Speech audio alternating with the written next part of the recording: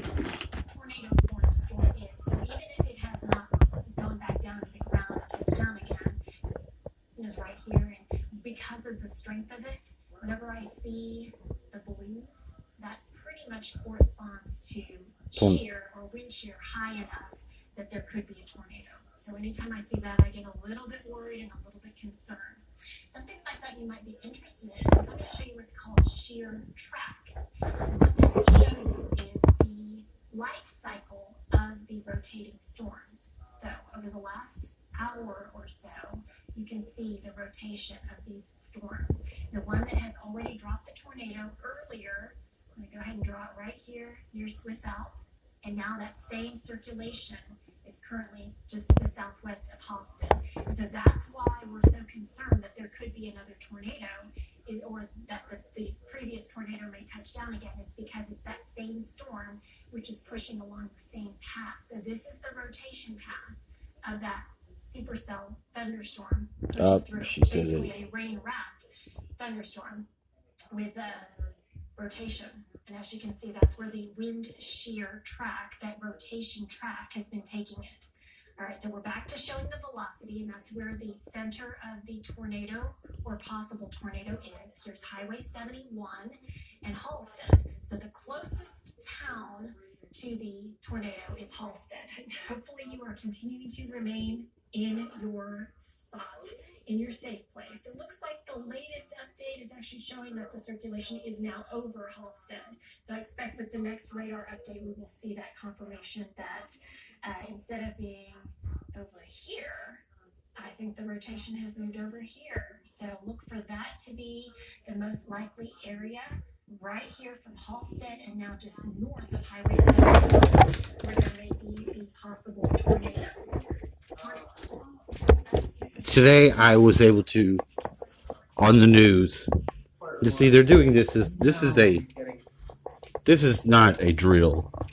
This is not just weather reporting. They're not reporting weather like you think.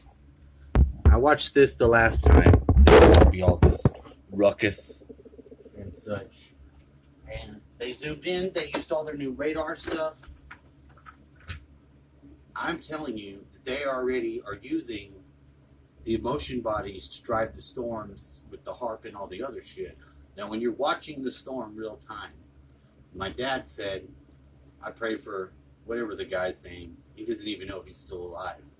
And he was a number 2 CIA guy that disappeared into the woods when he remembered him last, which is funny. But it doesn't matter.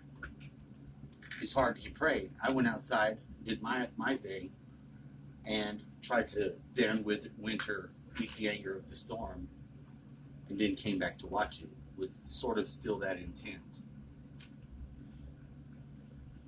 Why does it matter? Well, right now there are people that are either dying or they're not, and I don't think that they are. I think with a little bit of our will, our give a shit, synced up too, because you will see.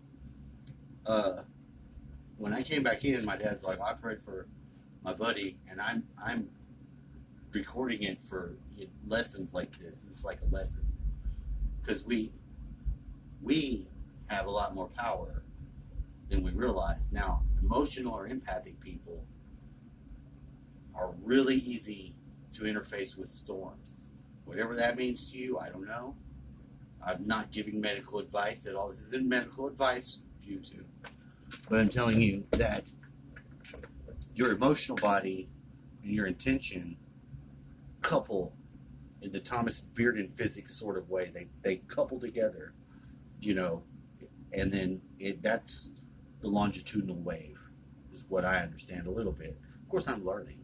Now, anyone that could, in 77, they're on Highway 77 at Houston, because we're hosting the storm. John's and his son, and a lot of other things, but it's all in Fayette County. The Fays. Anyway, for your consideration.